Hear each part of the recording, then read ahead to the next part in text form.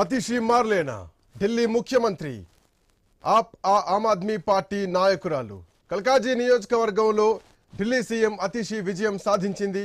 మరోవైపు న్యూఢిల్లీలో కేజ్రీవాల్ ఓడిపోయారు. మాజీ ముఖ్యమంత్రి ఓటమి, ప్రస్తుత ముఖ్యమంత్రి గెలుపు. వెరసి ఢిల్లీలో భారతీయ జనతా పార్టీ ప్రభుత్వాన్ని ఏర్పాటు చేయబోతోంది. ఆమ్ ఆద్మీ పార్టీకి కొంచెం ఊరటనే చెప్పాలి. అతి స్వల్ప ఊరట అతిషి రూపంలో ఆమ్ ఆద్మీ పార్టీకి కలిగింది. సో ఇప్పటివరకు కూడా 200-300 ఓట్ల తేడాతో అతిషి వెనకంజలో ఉంటే అతిషి ఇప్పుడు గెలుపుతో ఆమ్ ఆద్మీ పార్టీకి కొంత ఊరట లభించిందని చెప్పాలి. రైట్, న్యూస్ రూమ్ నుంచి మా కరెస్పాండెంట్ స్వామి అందుబాటులో ఉన్నారు. స్వామి, ఢిల్లీ మాజీ ముఖ్యమంత్రి, అగ్ని పరీక్షకు సిద్ధమైనటువంటి మాజీ ముఖ్యమంత్రి ఈరోజు అగ్ని పరీక్షలో ఓడిపోయారు. ఢిల్లీ ప్రజల తీర్పు న్యూఢిల్లీ భారతీయ జనతా పార్టీదని డిక్లేర్ చేశారు. మరోవైపు అతిషి గెలవడం జరిగింది. అదే ఆమ్ ఆద్మీ పార్టీకి చెందినటువంటి ప్రస్తుత ముఖ్యమంత్రి. సో ఎట్లా చూడొచ్చు, ఈ రెండు వేరియేషన్స్ ఎట్లా చూడొచ్చు, భవిష్యత్ ప్రణాళికలు ఎట్లా ఉండే ఛాన్సెస్ ఉన్నాయి? ప్రధానంగా ఆమ్ ఆద్మీ పార్టీ అగ్రనేతగా ఉన్నటువంటి పార్టీ అధినేత అరవింద్ కేజ్రీవాల్ న్యూఢిల్లీ స్థానం నుంచి ఓడిపోయారు. ఆయన పైన పర్వేజ్ సింగ్ వర్మ విజయం సాధించారు. మరోవైపు జంగ్పురా నుంచి మనీష్ సిసోడియా కూడా ఓడిపోయాడు. పార్టీకి సంబంధించినటువంటి కీలక నేతలుగా ఉన్నటువంటి వీళ్ళిద్దరూ మొదటి పార్టీ కూడా అంతా తామే నడిపించారు. ఒకవైపు ఈ ఎలక్షన్స్ లో చావోరేవో తేల్చుకోవాలన్న ప్రస్తుత పరిస్థితుల్లో భారతీయ జనతా పార్టీ చేతుల్లో ఘోర ఓటమిని చవిచూశారు. ఒకవైపు ఢిల్లీ అసెంబ్లీ స్థానాన్ని భారతీయ జనతా పార్టీ దాదాపుగా కైవసం చేసుకున్నట్టు చెప్పుకోవచ్చు. ఇప్పటికే దాదాపు 47 స్థానాల్లో లీడ్లో ఇప్పటికే భారతీయ జనతా పార్టీ కొనసాగుతూ ఉంది. మరోవైపు కొన్ని స్థానాల్లో వరుసగా ఇప్పటికే అభ్యర్థుల విజయాన్ని ప్రకటిస్తూ వస్తున్నారు.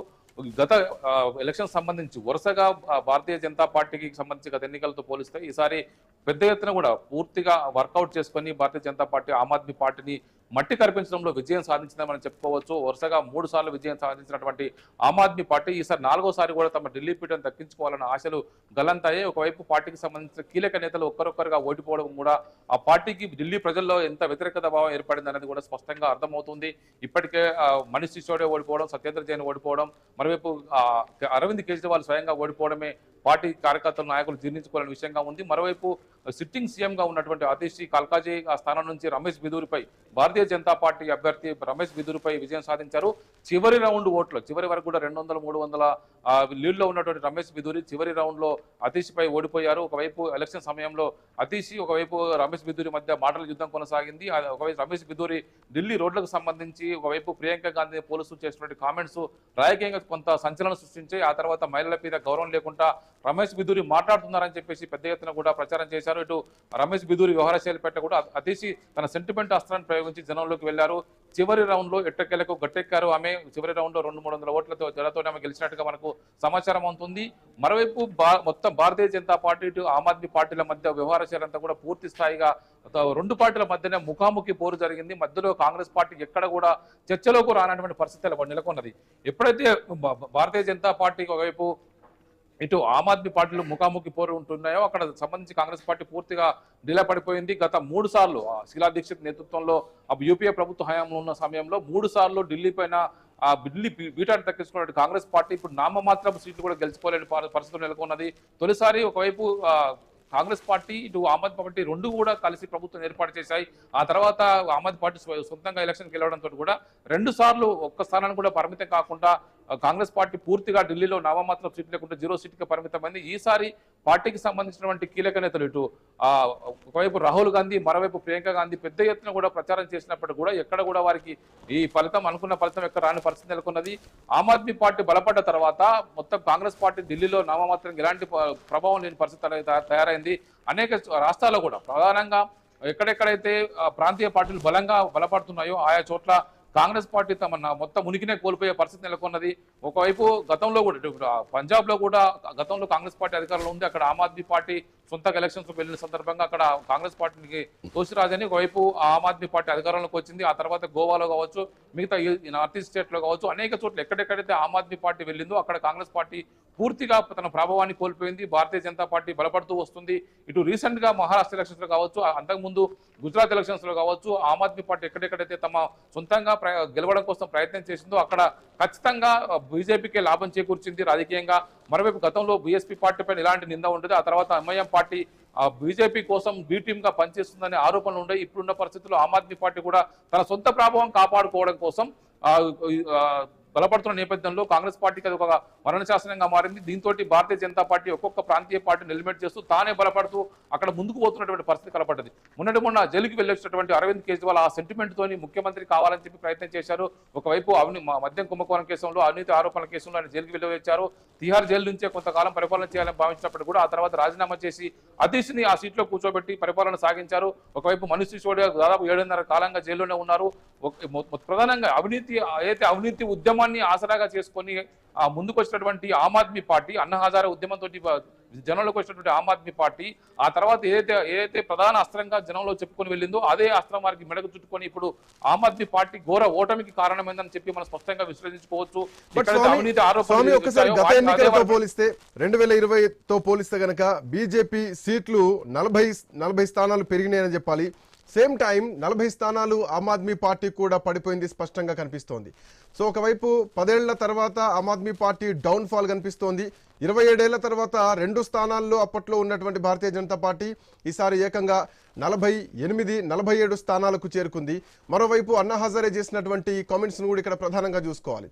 సో ఇంతకాలం ఒక ఆమ్ ఆద్మీ అంటే సాధారణ పౌరుడిలాగా అధికారంలోకి వచ్చింది. బేసికల్లీ ఏంటంటే ఆమ్ ఆద్మీ పార్టీ అధికారం కోసమే రాజకీయాల్లోకి వచ్చిన విషయం స్పష్టంగా తెలుసు. కాంగ్రెస్ పార్టీని కాదని, భారతీయ జనతా పార్టీ లేదని, ఆమ్ ఆద్మీ పార్టీ వచ్చింది కేవలం రాజకీయ సిద్ధాంతాలతో కాదు. సో మిగతా పార్టీలకు, కమ్యూనిస్టు పార్టీలకా లేదంటే భారతీయ జనతా పార్టీకా, కాంగ్రెస్ పార్టీకా ఉన్నటువంటి రాజకీయ సిద్ధాంతాలు ఆమ్ ఆద్మీ పార్టీకి లేవు. కేవలం రాజకీయం, అట్ ది సేమ్ టైం అధికారం కోసం మాత్రమే వచ్చింది స్పష్టంగా తెలుసు. బట్ ఇట్లా నేపథ్యంలో అన్నా హజారే చేసినటువంటి కామెంట్స్ కూడా the purity of the person అది మిస్ అయింది. అవినీతి ఏదైతే ఉండకూడదు అనుకున్నామో మద్యం కుంభకోణం విషయంలో అదే అవినీతి జరిగింది. సో ఇవన్నీ వద్దు అని పదే చెప్తున్నాను, నా మాట వినలేదు, నన్ను కాదని ముందుకెళ్లారు, ఈరోజు అనుభవిస్తున్నారు అన్నటువంటి మాటలు కనిపిస్తున్నాయి. సో ఎట్లా చూడొచ్చు, బీజేపీ ఎదుగుతున్న వర్షన్, అటు ఆమ్ ఆద్మీ డౌన్ ఫాల్ అవుతున్నటువంటి వర్షన్. అంటే శ్రీకాంత్ మీరు అన్నట్టు ప్రధానంగా అన్నా హజారే ఏదైతే దేశంలో లోక్పాల్ ఉద్యమం ద్వారా దేశంలో గత యూపీఏ ప్రభుత్వ హయాంలో దేశంలో అవినీతి పెద్ద ఎత్తున పెరిగిపోయింది. దీన్ని నిర్మూలించాలంటే సామాన్యుడి కేంద్రంగానే పరిపాలన ఉండాలి, ఎక్కడ కూడా అవినీతికి తావులేని విధంగా ఉండాలని చెప్పేసి ఏదైతే ఉద్యమం వచ్చిందో ఆ ఉద్యమంలో చేరినటువంటి అరవింద్ కేజ్రీవాల్ ఆ తర్వాత అన్నా హజారే బయటకు వెళ్ళిన తర్వాత ఆమ్ ఆద్మీ పార్టీని స్థాపించి మొత్తం తానే పార్టీని నడిపించారు. చాలా మంది కలిసి వచ్చినప్పుడు కూడా కొద్దిమంది తొలి దశలో ఉన్నటువంటి వ్యక్తులంతా బయటకు వెళ్ళిపోయారు. ఆ తర్వాత ఈ మొత్తం తానే పార్టీ నడిపించి ఢిల్లీలో 3 సార్లు అధికారంలోకి వచ్చినటువంటి ఆమ్ ఆద్మీ పార్టీ ఎక్కడైతే తమ సిద్ధాంతాన్ని ప్రధానంగా భూమికగా చేసుకుని రాజకీయాలకు వచ్చిందో ఆ సిద్ధాంతం మధ్యన వాళ్ళు బోల్తా పడ్డారు. మద్యం కుంభకోణం కావచ్చు, మిగతా అవినీతి వ్యవహారాలు కావచ్చు, మరోవైపు శీష్మాల వ్యవహారం కావచ్చు, తాను అత్యంత సాధారణ వ్యక్తిగా ఉంటాను, తొలుత వ్యాగనార్ కారులో తిరుగుతానని చెప్పినటువంటి ఒకవైపు అరవింద్ కేజ్రీవాల్ ఆ తర్వాత జడ్పీ సెక్యూరిటీ కావచ్చు, మరోవైపు తన విలాసవంతమైన జీవితం కూడా జనానికి నచ్చలేకుండా ఇబ్బంది పడ్డారు. అదే వారికి ఇప్పుడు రాజకీయంగా కొంత మరణ శాస్త్రంగా మారిందని చెప్పుకోవచ్చు. ఏదైతే పదే చెప్తూ వచ్చినటువంటి ప్రధాన అస్త్రమే వారికి ఇప్పుడు రాజకీయంగా కొంత అనేక రకాలుగా నష్టం చేకూర్చింది. ఈసారి జైలుకి పోయి వచ్చిన తర్వాత తాను మరోసారి ముఖ్యమంత్రి అవుతాను, తను క్లీన్ చీట్ తను నిరూపించుకుంటానని చెప్పినటువంటి అరవింద్ కేజ్రీవాల్కి ఇప్పుడు జనం ఢిల్లీ ప్రజలు తను చిత్కరించాలని చెప్పుకోవచ్చు. మరోవైపు గతంలో ఒకవైపు రీసెంట్ గా జార్ఖండ్ ముఖ్యమంత్రి గెలిచినటువంటి హేమంత్ సోరెన్ కావచ్చు, ఆంధ్రప్రదేశ్ లో ముఖ్యమంత్రి గెలిచినటువంటి చంద్రబాబు నాయుడు జైలుకి వెళ్ళొచ్చిన తర్వాత వారి మీద వచ్చినటువంటి పెద్ద ఎత్తున సానుభూతి కలిసి వచ్చి వారిని రాజకీయ ఎదుగుదలకు ఉపయోగపడ్డది. వారు ఎలక్షన్ లో వారికి విజయానికి అనుకూలంగా మారింది. వారికి జైలుకి వెళ్ళొచ్చిన తర్వాతనే వారంతా కూడా మరోసారి ఎలక్షన్ లో విజయం సాధించారు. కానీ ఇక్కడ అరవింద్ కేజ్రీవాల్ విషయంలో ఢిల్లీ ప్రజలు అతనికి క్లీన్ చిట్ ఇవ్వడంలో వాళ్ళంతా కూడా మనస్కరించాక ఖచ్చితంగా అతని ఓటమికి జనం ఓటేసినట్టుగా మనకు స్పష్టంగా అర్థమవుతుంది. ఆయనతో పాటు మనీష్ సిసోడియా కూడా ఓడిపోయారు, సత్యేంద్ర జైన్ కూడా ఓడిపోయారు. వీళ్ళంతా కూడా జైలుకి వెళ్ళిన వారందరినీ కూడా ప్రజలంతా కూడా కట్టగట్టి పక్కకు పడేసినట్టుగా పక్కకు తోసివేశారు. ఇటు అతిశి కొంత ముఖ్యమంత్రి పీఠంగా ఉండి కొంత పరిపాలన అనుకూలంగా సాగించి చెప్పినప్పుడు కూడా మరో అరవింద్ కేజ్రీవాల్ ని సీఎం పీఠం మీద కూర్చోబెట్టడం కోసం తన ప్రయత్నం చేస్తానని చెప్పి పదే చెప్పింది. కానీ రమేష్ బిద్దూరి పైన వాళ్ళకు ఉన్నటువంటి రాజకీయంగా కొంత నష్టం చేకూర్చి ఆ రమేష్ బిద్దూరి కూడా చివరి రౌండ్ లో ఓడిపోయారు. అతిశికి కొంత విజయం, కొంత ఆమ్ ఆద్మీ పార్టీ కొంత ఉపశమనం కలిగించవచ్చు. ఒకవైపు భారతీయ జనతా పార్టీ పైన కొంత పోరాడడం కోసం ఆమె మొదటి నుంచి ముందు ఉంది. ఇలాంటి పరిస్థితుల్లో ఒకవైపు అనేక చోట్ల కూడా అనేక రాష్ట్రాల్లో తాము ఢిల్లీలో గెలిచిన సందర్భంగా ఇదే అంశాన్ని భారతీయ జనతా పార్టీకి మేమే ప్రధాన ప్రత్యర్థిగా ఉంటాము, దేశవ్యాప్తంగా పోటీ చేస్తాము, అనేక రాష్ట్రాల్లో మా ప్రాభవం నిలుపుకుంటామని చెప్పేసి ప్రయత్నం చేసినటువంటి అరవింద్ కేజ్రీవాల్ తమ సొంత గడ్డపైన ఇప్పుడు బోర్లా పడ్డ పరిస్థితి నెలకొని ఉన్నది. ఒకవైపు రీసెంట్ గా జరిగినటువంటి హర్యానా ఎలక్షన్స్ లో కూడా కాంగ్రెస్ పార్టీతో కాదని సొంతంగా ఎలక్షన్ వెళ్లడంతో కూడా ఇటు కాంగ్రెస్ నష్టపోయింది, దాంతో ఇటు ఆమ్ ఆద్మీ పార్టీకి కూడా నష్టపోయింది. దీంతో భారతీయ జనతా పార్టీకి లాభం చేకూర్చింది. అంతకుముందు గుజరాత్ ఎలక్షన్స్ లో కూడా ఇప్పుడు ఆమ్ ఆద్మీ పార్టీ పోటీ చేయడంతో కూడా కాంగ్రెస్ కు పెద్ద ఎత్తున ఓటు బ్యాంక్ గండిపడి 2వ స్థానంలోకి ఆమ్ ఆద్మీ పార్టీ వచ్చిన నేపథ్యంలో కాంగ్రెస్ పార్టీ పూర్తిగా నష్టపోయి భారతీయ జనతా పార్టీకి లాభం చేకూర్చింది. ఎక్కడెక్కడైతే ఆమ్ ఆద్మీ పార్టీ తమ రాజకీయంగా ఎలక్షన్స్ లో పోటీ చేసిందో ఆయా చోట్ల ఒకవైపు కాంగ్రెస్ పార్టీకి నష్టం చేకూర్చి భారతీయ జనతా పార్టీకి లాభం చేకూర్చే విధంగా తమ వ్యవహారశైలి ముందుకు వెళ్ళింది. భారతీయ జనతా పార్టీ కూడా అంతే స్థాయిలో తాము ఉన్నటువంటి కాంగ్రెస్ పార్టీని తమ ప్రధాన రాజకీయ ప్రత్యర్థిగా ఉన్నటువంటి కాంగ్రెస్ పార్టీ ముందు తొక్కిపెట్టి ఆ తర్వాత ప్రాంతీయ పార్టీలు వెంటపడి వాటిని ఎలిమినేట్ చేసే పరిస్థితుల్లో భారతీయ జనతా పార్టీ తన రాజకీయాన్ని ముందుకు తీసుకెళ్తూ ఉంది. ఇలాంటి పరిస్థితుల్లో ఇప్పుడు తమకు ప్రధాన థ్రెట్ గా ఢిల్లీలో ఉన్నటువంటి ఆమ్ ఆద్మీ పార్టీని కూడా తమ పక్కకు జరుపుకునే విధంగా భారతీయ జనతా పార్టీ సక్సెస్ అయింది. ఇప్పుడున్న పరిస్థితుల్లో ఢిల్లీలో ఒకవైపు డబుల్ ఇంజిన్ సర్కార్ వస్తేనే ఢిల్లీలో అభివృద్ధి జరుగుతుందని చెప్పేసి పదే ప్రచారం చేశారో ఆ ప్రచారానికి ఢిల్లీ ప్రజలు పట్టం కట్టారు.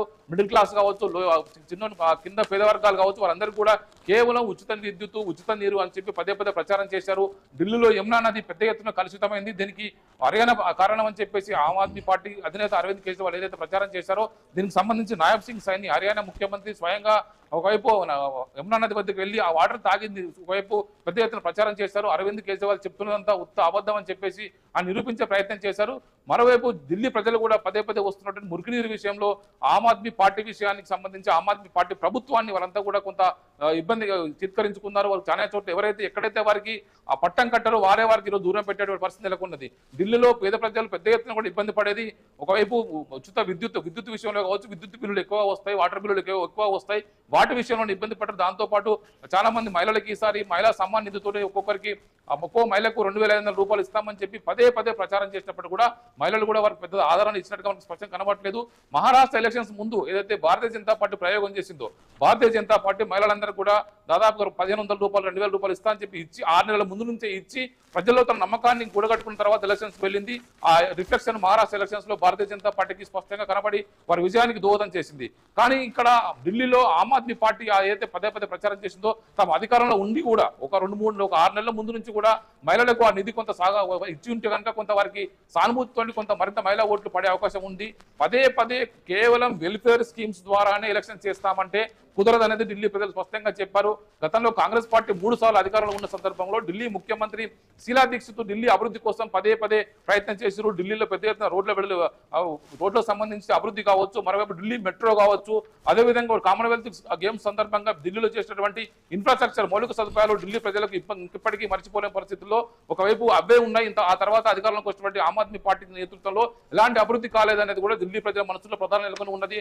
ఢిల్లీలో పెరుగుతున్న ధరలు కావచ్చు, సామాన్యునికి ఇబ్బంది కావచ్చు, ఇవన్నీ కూడా ఆమ్ ఆద్మీ అంటే సాధారణ వ్యక్తి సెంట్రిక్ గా జరిగే రాజకీయ పార్టీగా వచ్చినటువంటి ఆమ్ ఆద్మీ పార్టీ ఆమ్ ఆద్మీని విచ్చిపోయి కేవలం అవినీతి పైన దృష్టి పెట్టడంతో వారికి రాజకీయంగా ఇప్పుడు వారికి ముప్పు తెచ్చిపెట్టింది అనేది కూడా మనకు స్పష్టంగా అర్థమవుతుంది. శ్రీకాంత్.